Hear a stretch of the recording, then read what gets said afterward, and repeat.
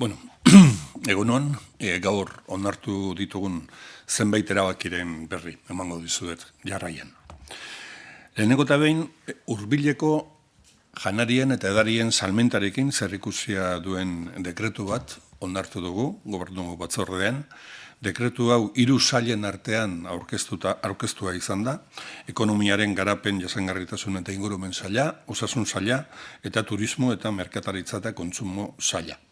Eta esan bezala, helburu bezala du, gertuko elikagai hauen merkataritza egiten denean, ahalik eta baldintzarik gehienak bete eta betearaztea, bai garbitasunari eta sanitateari dagozkionak, baina baita ere, nondik nora datozen jakiteko beharrezko den informazioa edo publizidadeari buruzkoa.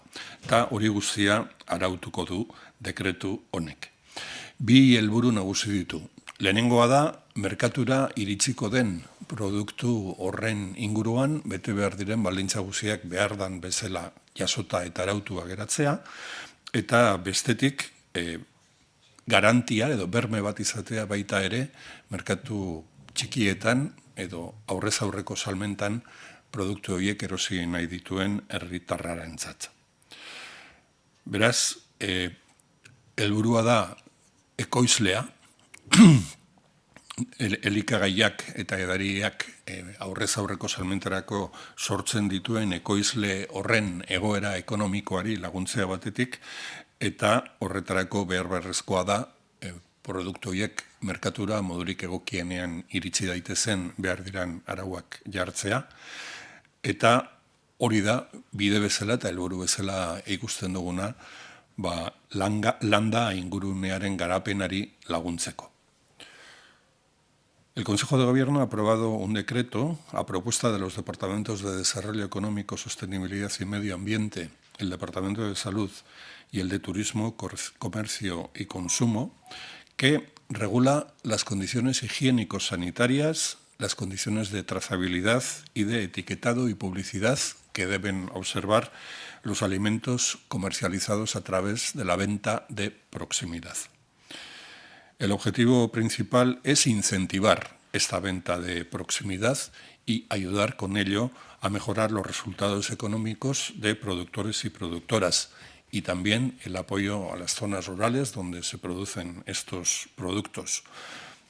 Tiene también como objetivos concretos incrementar la comercialización de estos productos, bien en estado primario o bien transformado, por lo tanto intentar añadir o aumentar el valor añadido de estos productos y visibilizar la importancia del sector primario y de su contribución al desarrollo del medio rural. Y también debe servir como garantía para que consumidores y consumidoras tengan mayores facilidades para acceder a este tipo de productos con la mayor y mejor información posible, tanto sobre su origen, el coste, el sistema de producción o las condiciones de sostenibilidad en los que han sido producidos. Eta ekonomia garapen sailak bigarren dekretu bat aurkeztu du, kasu honetan itsas arrantzari lotutakoa, itsasoratu programa bezala ezagutzen duguna, eta bere helburua da Euskadiko arrantza flotan lan egiten duten profesionalen lantaldea gaztetzea. 6 urte dira indarrean ipini zela programa hau, eta harrezkero 76 gaztek izan dute ontzietan erroldatu eta prestakuntza praktikoa jasotzeko. Deialdi bitartez egingo da, eta honetarako erabiliko den funtsa 105 milioi eurotakoa da. Bada ezaugarri bat, eta da ontziratu diren 76 gazte hauen artean 2 soilik izan direla emakumezkoak, eta beraz, kasu hauetarako emakumezkoen presentzia handiagoa bermatzeko, armadorek jasoko dituzten diru-laguntzak handiagoak izango dira, emakumeak izan ezkero itsasoratuko direnak. A propuesta del Departamento de Desarrollo Económico, Sostenibilidad y Medio Ambiente, el programa de gobierno ha aprobado el programa Itsasoratu, que tiene como objetivo el rejuvenecimiento del colectivo profesional de los pescadores de Euskadi. Desde que se puso en marcha en 2018 han sido 76 los jóvenes que han podido embarcar y recibir formación práctica en el campo profesional de la pesca. La convocatoria está acompañada de un fondo de 105.000 euros para este año y será mayor la ayuda que reciban los armadores que involucren a mujeres en esta oportunidad profesional, porque de ese colectivo de 76 jóvenes que iniciaron este programa, tan solo 2 corresponden al sexo femenino.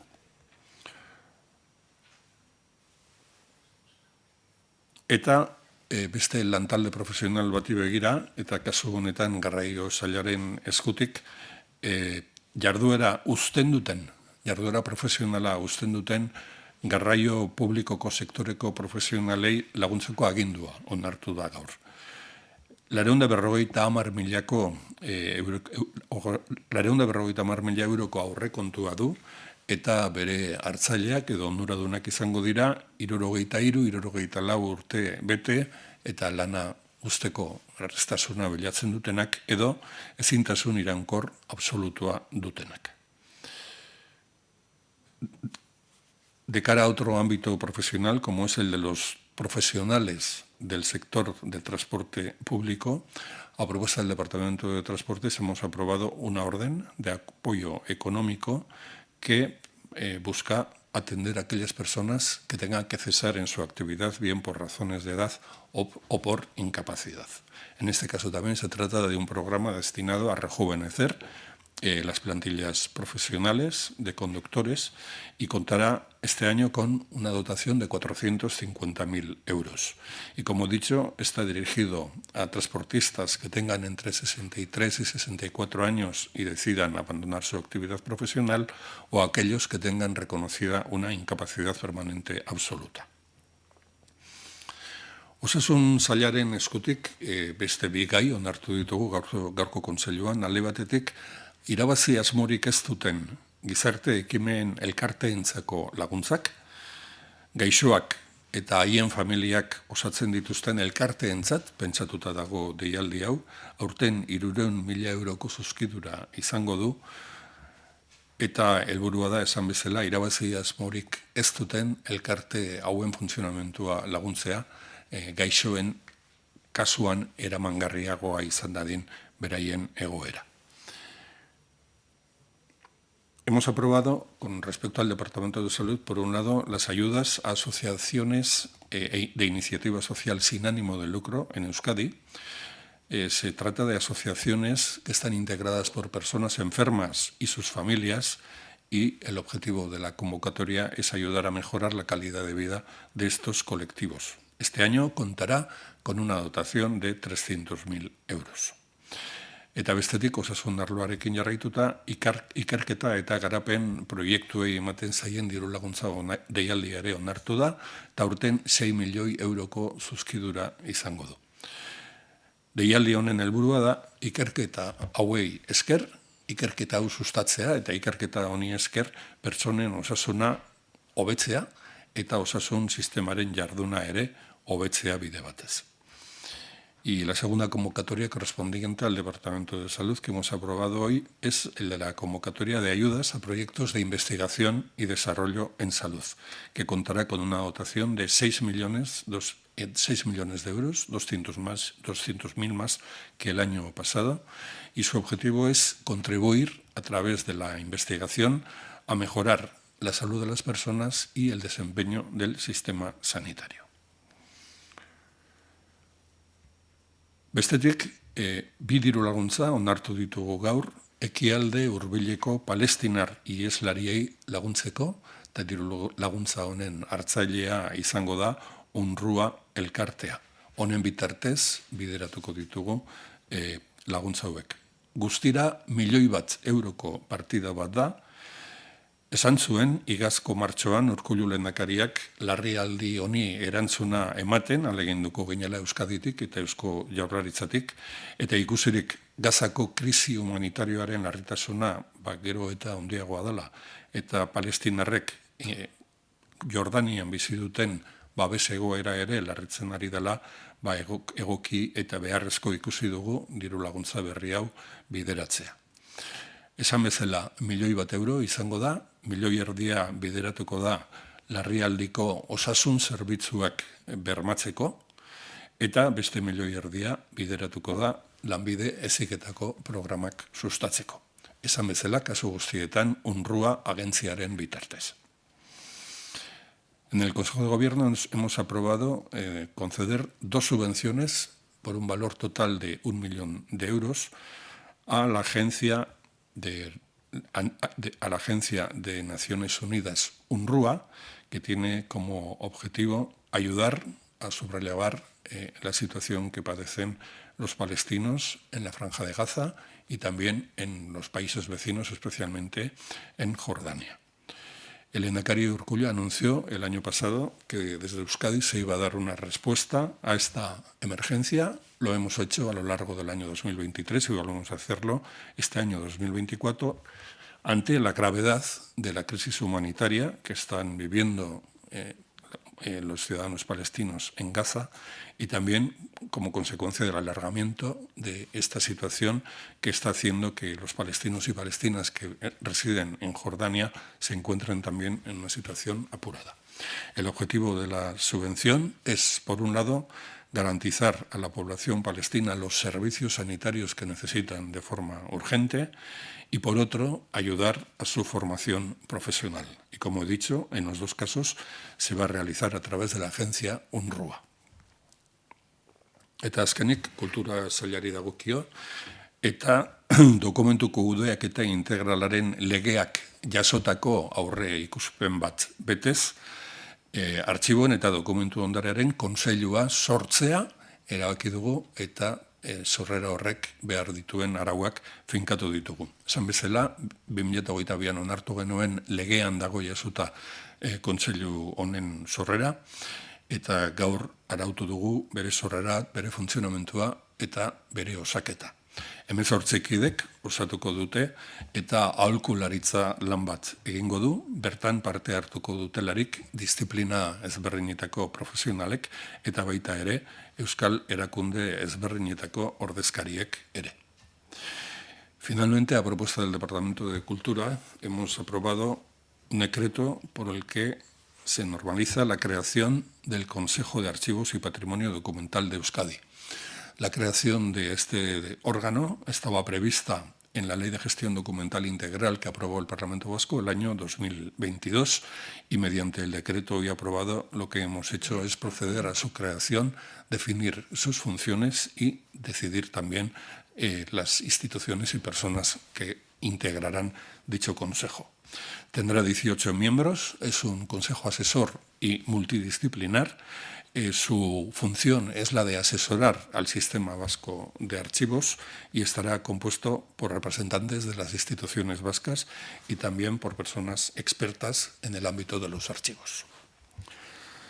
Bueno, eta azkenik aipatu nahi dut, jakina da, gaurko agerkari ofizialean argitaratu da, lehendakariaren dekretua, dekretu honen bitartez Idoia Mendia lehendakari ordearen eta lan eta enplegu sailburuaren CSA onartu du lehendakariak, Idoia Mendiak berak eskatutako eskari bati erantzunez, lehendakariak lehenengo eta behin eskertu dio Idoia Mendiari dekretuaren bitartez eta baita ere gaur goizean berarekin izandako harreman batean gobernu honen alde egin duen guztia eta Idoia Mendiak utzi dituen funtzio horiek betetzeko lehendakariak dekretuaren bitartez erabaki du lehenengo eta behin Iñaki Arriolak hartuko dituela bere gain Idoia Mendiak bigarren lehendakari orde bezala zituen funtzioak eta bestetik Javier Hurtado sailburuak hartuko dituela Idoia Mendiak zituen lan eta enplegu sailburu funtzioak. El Boletín Oficial del País Vasco ha publicado hoy un decreto del lehendakari Iñigo Urkullu por el que se cesa a Idoia Mendia como vicelehendakari del Gobierno vasco y consejera de Empleo y Trabajo. Como saben ustedes, es consecuencia de una petición que en ese sentido presentó la propia Idoia Mendia al lehendakari. El lehendakari le ha agradecido tanto en la publicación del decreto como en un encuentro que han mantenido esta mañana los servicios prestados por Idoia Mendia a este Gobierno. Ese mismo decreto establece que las funciones que Idoia Mendia tenía como vicelehendakari segunda serán a partir de este momento gestionadas por Iñaki Arriola, española, y aquellas funciones que Idoia Mendia tenía como consejera de Trabajo y Empleo han sido adjudicadas al consejero Javier Hurtado. Hauek dira gaur hartutako erabakiak, eta hemendik aurrera zuen esanetena geratzen naiz.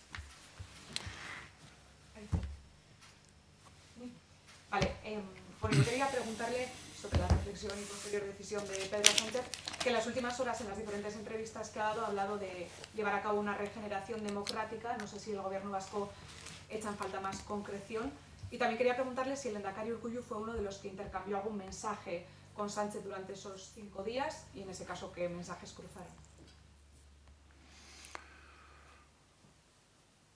Bueno, solo puedo añadir a lo que ya dijimos ayer que el propio presidente Sánchez se ha encargado de cerrar la crisis que él abrió, y lo ha hecho optando por seguir en el cargo. Lo que puedo añadir desde el gobierno vasco es, en primer lugar, que esto despeja el panorama para el futuro próximo, y que, por lo tanto, lo que corresponde es que sigamos en el cumplimiento de los compromisos que el Gobierno de España había adquirido con respecto a nuestra comunidad y con respecto a los partidos políticos vascos que apoyaron su investidura. De momento no ha habido ninguna otra iniciativa institucional, ni en el sentido de la pregunta que usted me ha planteado, ni en otro sentido, y por lo tanto no me resulta fácil valorar aquello que no se ha producido. ¿Usted se imagina al lehendakari tomándose 5 días de reflexión para decidir si merece la pena seguir en el cargo? Bueno, creo que es perfectamente conocido que en el seno de nuestro gobierno seguramente existen sensibilidades y opiniones diferentes sobre esta cuestión, y me debo a las dos sensibilidades y, por lo tanto, no voy a abundar en este asunto. David. Ya por seguir con esta cuestión, ¿qué le parece que Sánchez, en una entrevista en la SER, haya dicho que no solo se queda, que ya lo anunció ayer, sino que está dispuesto a presentarse, una vez termine este mandato, a presentarse a las nuevas elecciones? Pues también me resulta complicado responder, ¿no?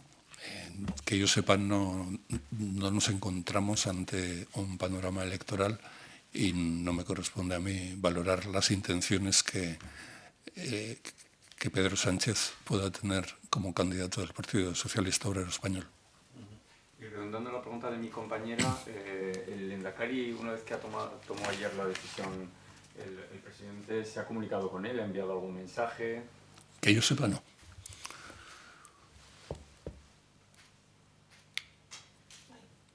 Asun. Ez da egon Urkullu lehendakariaren partetik inolako mugimendurik Pedro Sánchezi mezuren bat helarazteko. Eta bestetik, eraberritze demokratikoaz hitz egiten zuen Sánchezek, zer esan nahiko luke edo zer esan beharko luke? Bueno, nik dakidala Urkullu lehendakariak ez du inongo harremanik izan egun hauetan, da azken orduotan Sánchez presidentearekin. Eta egin didazun bigarren galderari buruz, ez da errezan niretzat baloratzea gertatu ez den zerbait. Sánchez presidenteak ez du proposamen zehatzik egin, zer aldatu beharko litzatekeen eta zerrez demokraziaren egoera babesteko eta indartzeko. Dudarik ez dagoena da, aspaldi batean, Espainiako bi partidu nagusiek elkarren aurkako borroka bat hasi zutela, eta borroka horretan era guztietako egoerak sortu direla, eta ez dirudi batzuk eta besteek erabili dituzten moduak eta bideak direnik egokienak demokrazia indartzeko eta erakundeek behar duten zilegitasuna eta errespetua indartzeko. Beraz, bai da garrantzitsua behar diren akordioak hartzea Espainia mailan, erakundeen funtzionamentu egokia eta erakundeek behar duten zilegitasuna eta errespetua bermatzeko, bada garaia hauteskundeetatik ateratzen diren emaitzak onartzeko eta emaitza horien legitimidadea aitortzeko, eta bada garaia aspaldi hasi zen joku hau lehenbailen argitu dadin eta bideratu dadin. Demokrazia arriskutan dagoen ez dakit, baina hainbat konportamentu izan dira, eta batzuk guri egokitu zaizkigu, gure erkidegoari, demokraziaren funtzionamentu egokiaren aurkakoak izan ditezkenak edo funtzionamentu egoki hori arriskutan ipini dezaketenak. Batzuk ezagutu ditugu gure gizartean, indarkeria ilegitimoaren erabileraren bitartez terrorismoaren urteetan, ezin dugu hori ahaztu, izan dela arrisku garrantzitsu bat gure bizikidetza demokratikoarentzat, baina baita ere ezagutu ditugu zenbait ekimen politiko, juridiko eta hedabide batzuek bultzatutakoak, eta hoiek izan dituzten ondorioak ere gogoratu ditzakegu. Horregontzan adibidez, Eusko Legebiltzarreko mahaiaren osakera eta funtzionamentua bertan bera utzi araztea, eta zilegitasun eta legitimitate demokratiko guztiz okeratutako mahai bat zenura. Ikusi ditugu politikarien aurkako seinalamentuak, gero ezertan geratu direnak, ikusi dugu nola itzi diren egunkariak gure erkidegoan, eta ikusi dugu baita ere kasu askotan politikoak seinalatuak izan direla, eta guzti horiek dira demokrazia batean eta bizikidetza demokratiko eta normal batean gertatu beharko ez liratekeen gauzak, eta beraz egokia litzateke, erabakiak hartu ditzatekeen guztiak hartzea egoera hori berbideratzeko. Iker. Me ha parecido entenderle que usted ha hablado de que los dos grandes partidos en España han iniciado una pugna, una pelea entre sí desde hace varios años. Me gustaría saber si ponen en el mismo plano a los dos partidos, teniendo en cuenta que hace unos minutos ha dicho que usted representa también a uno de ellos, al menos a la parte que forma parte de este gobierno. Y quería preguntarle también por otra cuestión muy diferente. El gobierno vasco ha vendido ya su participación en el pozo de Viura, en La Rioja, a la empresa ICO. Quería saber qué cantidad han recaudado por esta operación. Bueno, con respecto a la primera cuestión, empezaría por remitirme a hechos concretos que no son de ahora y que han afectado al funcionamiento normal de la convivencia democrática en nuestra sociedad, y empiezo por el más grave y más importante de todos ellos, como fue la existencia de una violencia ilegítima y violenta que además tenía una ambición de deslegitimar nuestro sistema democrático institucional y que puso, o por lo menos pretendió poner en cuestión, nuestro sistema democrático durante bastantes décadas. No estoy poniendo al mismo lugar, pero también quiero recordar que a lo largo de todos estos años, en nuestra comunidad, como consecuencia de una utilización ilegítima de algunas instituciones de carácter judicial, político o del ámbito de la comunicación, han sucedido cosas que no tenían que haber sucedido. Me estoy refiriendo, por ejemplo, a la destitución de la mesa del Parlamento Vasco, una mesa que había sido elegida legítimamente en las urnas.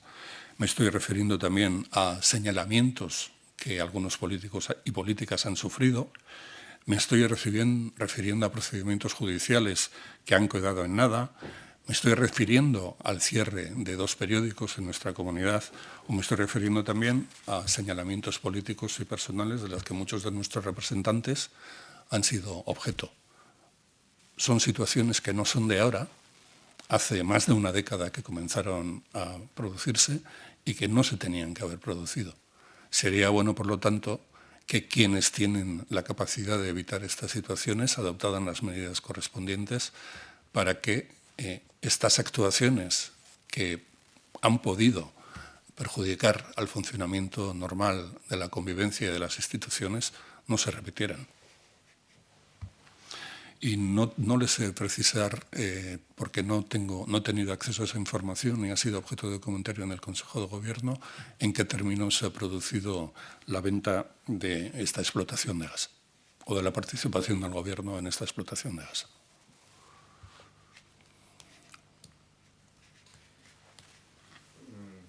Resumiendo un poco lo lo que ha dicho, lo que ha querido decir es que no va a valorar el planteamiento que ha hecho el presidente del gobierno, pero sí cree que hay que adoptar ya medidas para la regeneración democrática en España. Bueno, entiendo que ese es el mensaje que está trasladando. Me he referido a cuestiones concretas que también han sucedido y habría que adoptar las medidas correspondientes para evitar que se volvieran a producir, estas y otras.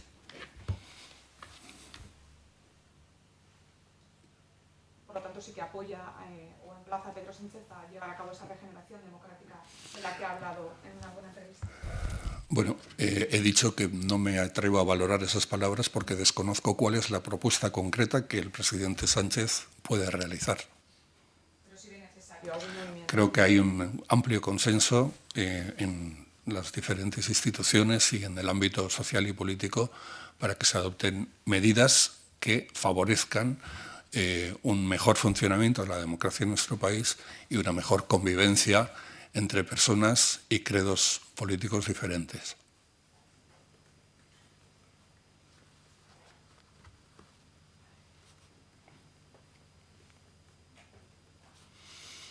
David. Sí, yo quería preguntarle si de cara al 1 de mayo ha hecho alguna reflexión el gobierno y si lanza algún tipo de mensaje de cara a ese día el gobierno. No ha sido objeto de comentario en la reunión de hoy y tampoco en los días anteriores. Este gobierno ha cumplido su mandato, pero siempre ha mostrado su voluntad de negociar y alcanzar acuerdos con los sindicatos que han representado y representan a las trabajadoras de las administraciones públicas. Siempre ha fomentado la negociación y el acuerdo también para el sector privado y ha impulsado foros como la Mesa Social para facilitar esos acuerdos y ante una jornada reivindicativa como para mañana, que es de lo que se trata el 1 de mayo, pues volvemos a reiterar nuestra apuesta por la negociación, el diálogo y los acuerdos.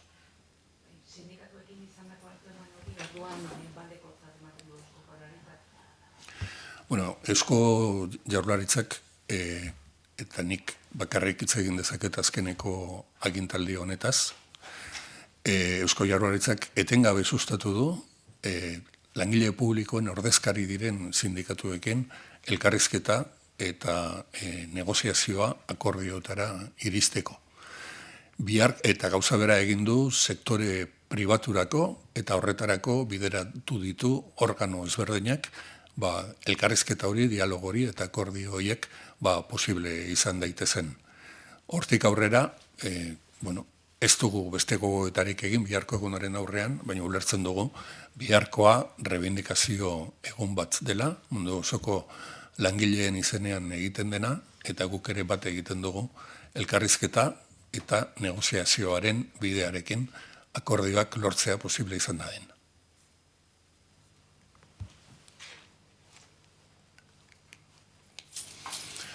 Oso ongi, eskerrik asko.